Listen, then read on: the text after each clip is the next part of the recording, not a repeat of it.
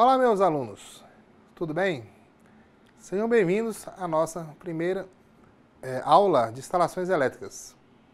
Como todos sabem, meu nome é Alexandre Mascarenhas, sou engenheiro eletricista e estarei trabalhando com vocês neste módulo conceitos básicos de instalações elétricas.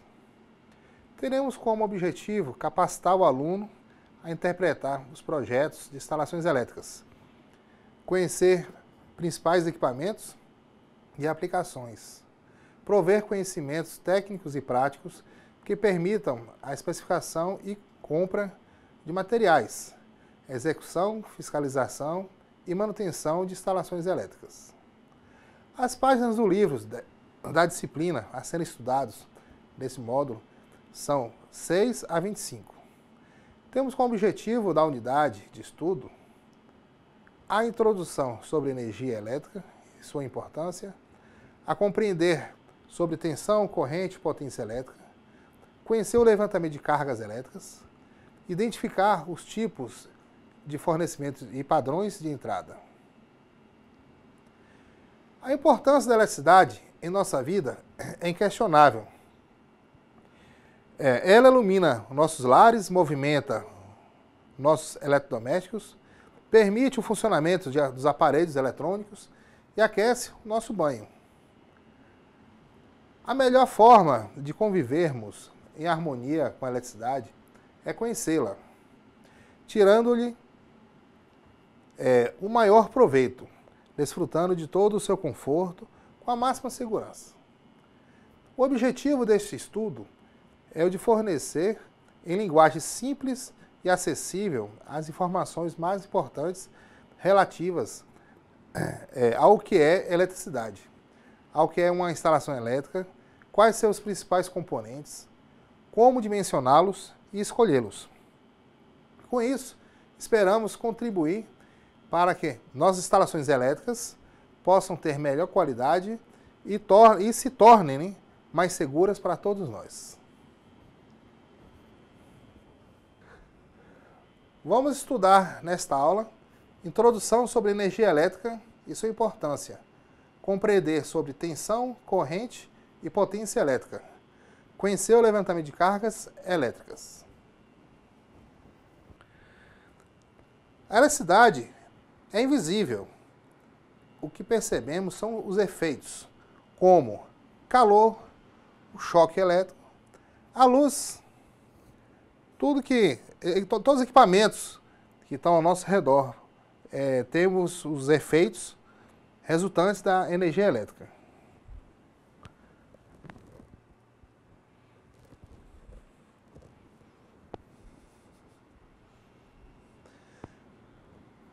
Como a potência é o produto da ação da tensão e da corrente, sua unidade de medida é o volt-ampere. A essa potência dá-se o nome de potência aparente.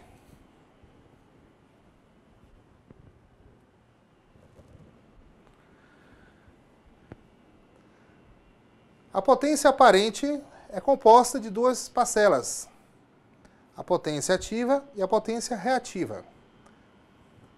A potência ativa é a parcela efetivamente transformada em potência mecânica, ou dizendo-se de outras palavras que potência ativa é aquela que realiza trabalhos mecânicos.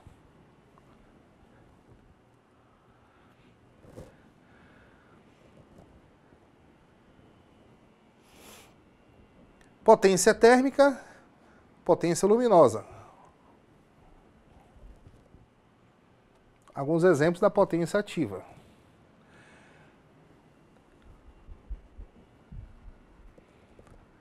A potência reativa é a parcela transformada em campo magnético necessário ao funcionamento de transformadores, motores, indutores, etc.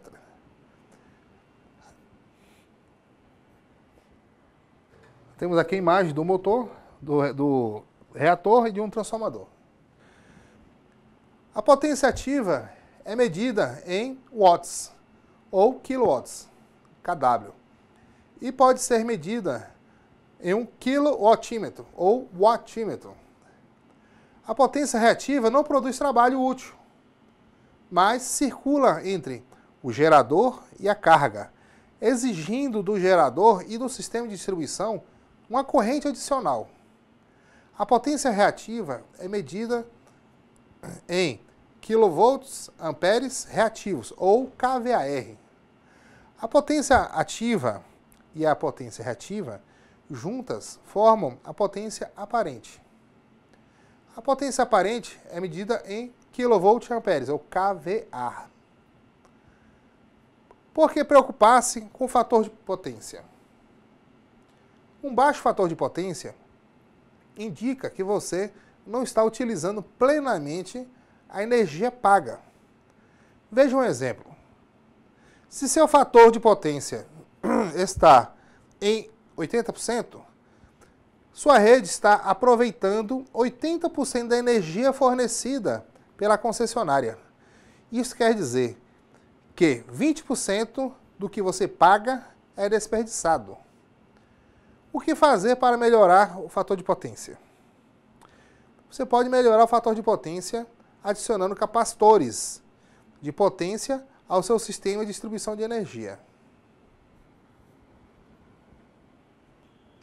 Em projetos de instalações elétricas residencial, o cálculo efetuado são baseados na potência aparente e potência ativa.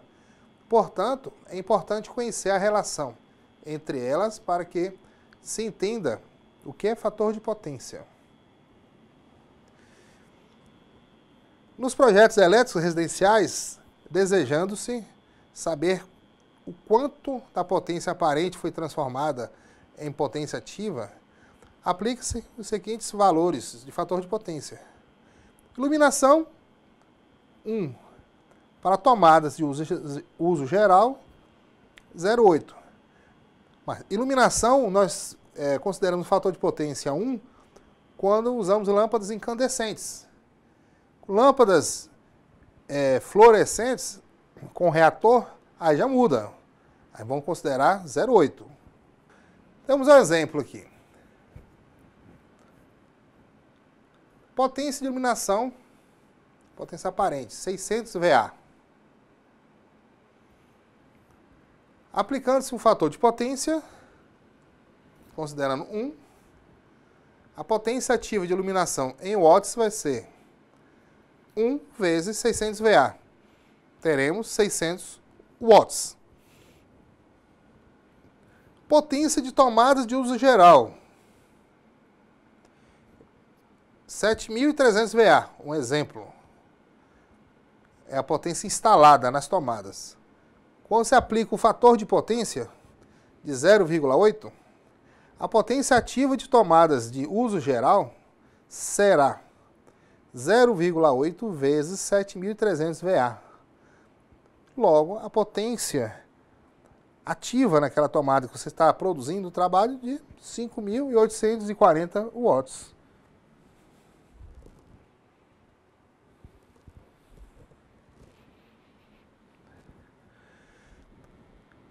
Quando o fator de potência é igual a 1, significa que toda a potência aparente é transformada em potência ativa.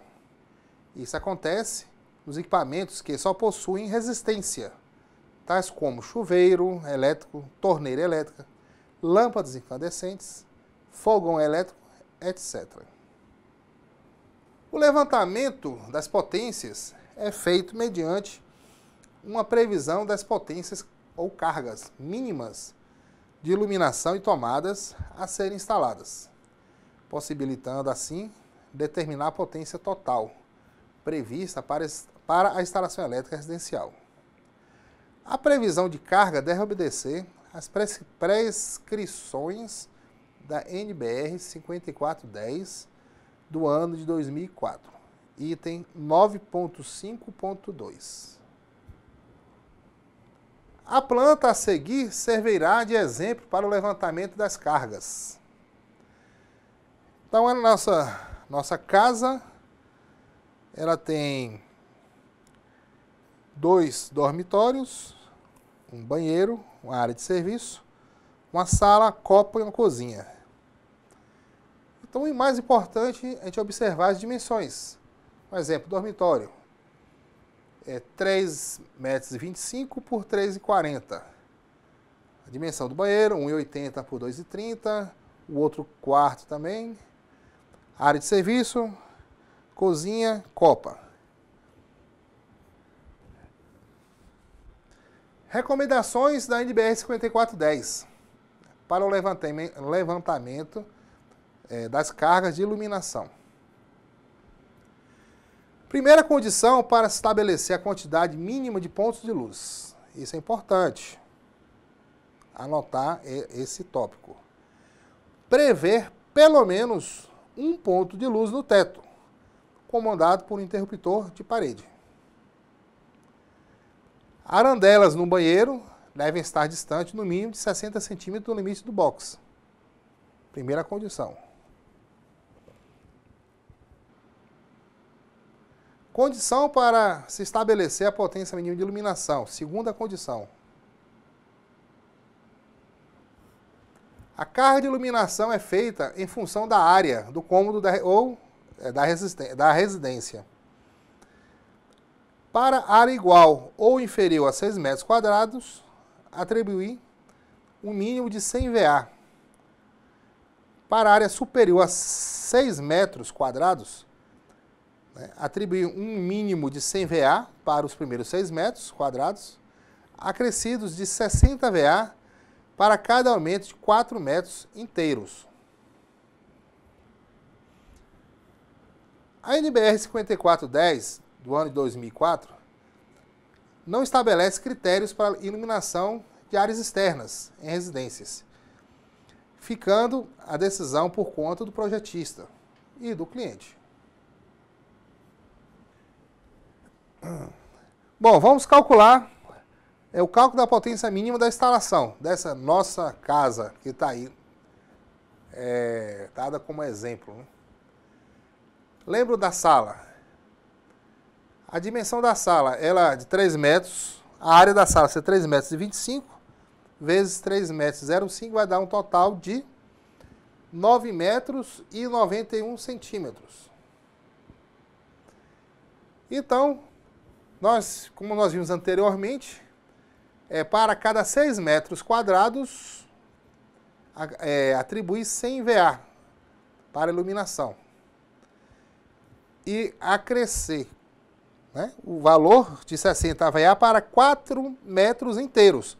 Observem que, neste caso, deu 6 metros menos mais 3,91, que vai dar o 9,91. Esse 3,91 metros não está inteiro, então você desconsidera ele, ficando apenas 100 VA. Na copa, a nossa copa tem 3,10 metros vezes 3,05, temos uma área de 9,45. A mesma situação. Você diminui 6 metros quadrados, vai dar 100 VA. Restando-se 3,45 metros. Então está abaixo de 4, você desconsidera isso aí. Então uma lâmpada de 100 VA. A cozinha já é maior. A cozinha deu 3,75 vezes de um lado 3,05 do outro, vai dar uma área de 11,43 metros. Então vamos lá, vamos tirar os 6 metros, 100 VA, mais 4 metros, mais 1,43. Somando-se tudo, dá 11,43. Então observe que nós temos 6 metros inteiros, quadrados, vai dar 100 VA, 4 metros inteiros, acrescenta 60 VA e desconsidera o resto. Dá um total de 160 VA.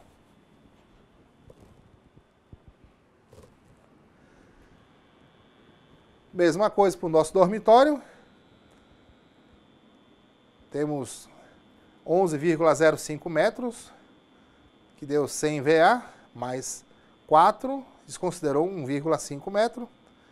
O dormitório 2 também, 160 VA. O banheiro deu 4 metros, 4,14. Então, maior ou igual, né? Então, considerou-se 100 VA. A área de serviço, nós temos 1,75 vezes 3,40, tem 5,95 metros.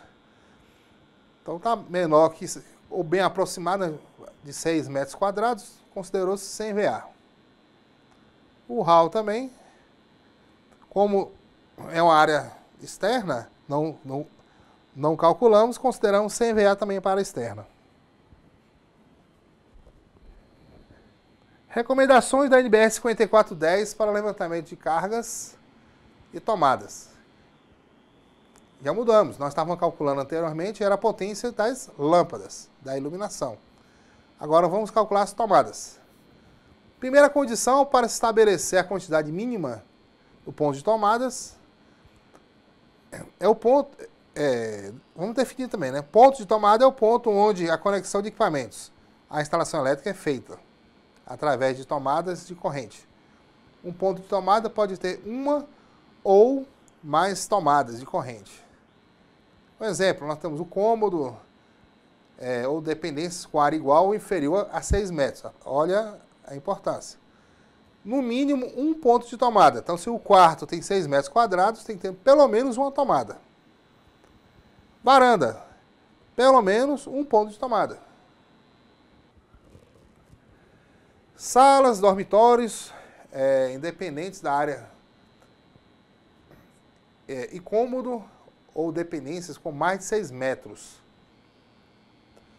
No mínimo, um ponto de tomada para cada 5 metros, ou fração de perímetro, espaçadas tão uniformemente quanto possível. Então, não pode ter uma sala grande só com uma tomada. Tem que ter pelo menos uma tomada a cada 5 metros. Banheiro, no mínimo um ponto de tomada junto ao lavatório, com a distância mínima de 60 centímetros do limite do box. Isso é óbvio, não pode ficar tomada próximo ao box, porque você está tomando banho e vai molhar a tomada. Poderá causar um acidente. Cozinhas, copas, áreas de serviço, lavanderias e locais semelhantes, né? Um ponto de tomada para cada 3,5 metros ou fração do perímetro, independente da área, né?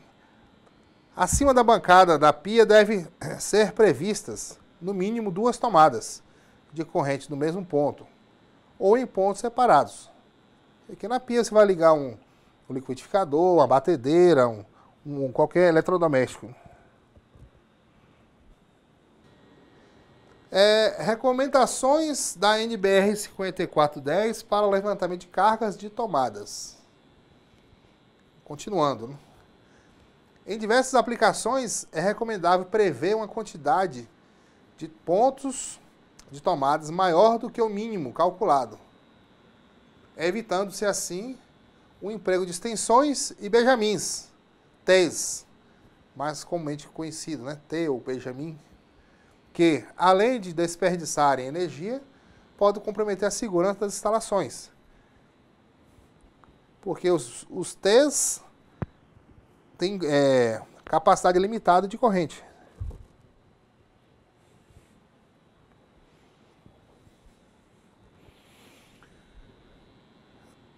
Pontos de tomadas de uso geral.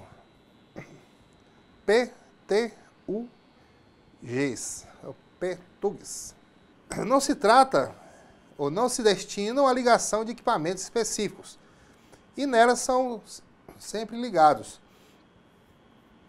aparelhos móveis ou equipamentos portáteis.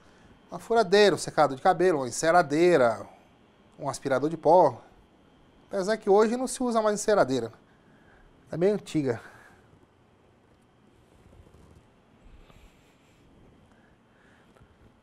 Condições para se estabelecer a potência mínima dos pontos de tomadas de uso geral. Banheiros, cozinhas, copas, área de serviço, lavanderias e locais semelhantes. Atribuir no mínimo 600 VA por ponto de tomadas, até 3 tomadas. Atribuir 100 VA para os excedentes. Demais cômodos ou dependências. Atribuir no mínimo 100 VA por ponto de tomada.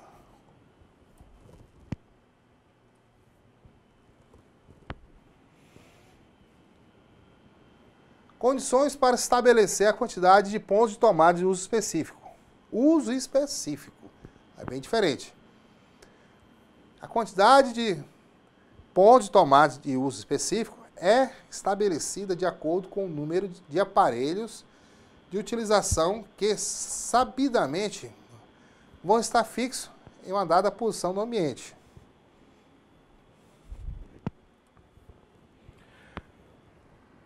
Um exemplo aqui, pontos de tomada de uso específico. O chuveiro. O chuveiro, uma vez colocado no banheiro, a tomada dele não vai mudar de posição. Uma torneira elétrica. A torneira também, uma vez montada, ela não sai daquela posição. E a corrente dela é alta. Secador de roupa. Sempre o secador de roupa vai ficar próximo à lavadora de roupa, a máquina de lavar. Na área de serviço de um apartamento, de uma casa. Condições para estabelecer a quantidade de pontos de tomadas de uso específico. Continuando, né? A ligação dos aquecedores elétricos de água ao ponto de utilização deve ser direta, sem uso de tomadas de corrente. Pode-se utilizar conectores apropriados. Observem aí a montagem um conector, uma barra de conexão, mais comumente conhecida como sindal. Essa barra de conexão facilita a montagem para fixar os cabos de um chuveiro, no caso aí. Quando se usa uma barra de conexão desse tipo, garante-se uma boa conexão, porque quando você vai emendar um cabo de um chuveiro, que é um cabo normalmente de 6 a 10 milímetros, é um cabo grosso, não fica uma emenda bem feita, fica com mau contato, o risco de aquecimento é muito grande, podendo derreter o cabo e até fechar um curto-circuito. Condições para estabelecer a potência de pontos de tomada de uso específico. Continuando. Atribuir a potência nominal do equipamento a ser alimentado. Para se prever a carga de pontos de tomadas, é necessário, primeiramente, prever a sua quantidade. Essa quantidade, segundo critérios, é estabelecida a partir do cômodo em estudo, fazendo-se necessário ter o valor da área, o valor do perímetro e o valor da área do perímetro. Os valores da área dos cômodos da planta, do exemplo, já estão calculados, faltando o cálculo do perímetro, onde este se fixa, se faz, né? Está errado, se faz necessário para se prever a quantidade mínima de pontos de tomada. Então, anteriormente nós calculamos a área dos cômodos, agora vamos calcular o perímetro. A sala, somando todos os lados, temos um perímetro de 12. Então, se nós temos perímetro de 12, vamos separar em pontos de 5 em 5. Então, no mínimo, 3 tomadas. A copa, perímetro de 12, aí separamos de 3 em 3 os pontos. Então, temos o quê? 4 tomadas. Cozinha, 4. Dormitório, 3. E assim sucessivamente.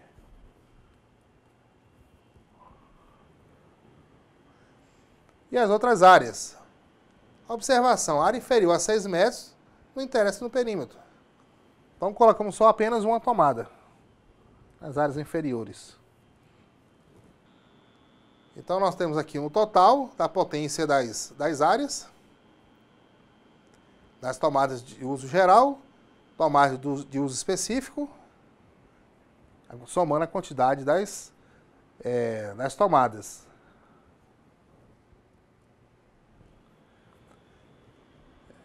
Nesses cômodos, optou-se por instalar uma quantidade de tomadas de uso geral maior do que a quantidade mínima calculada anteriormente.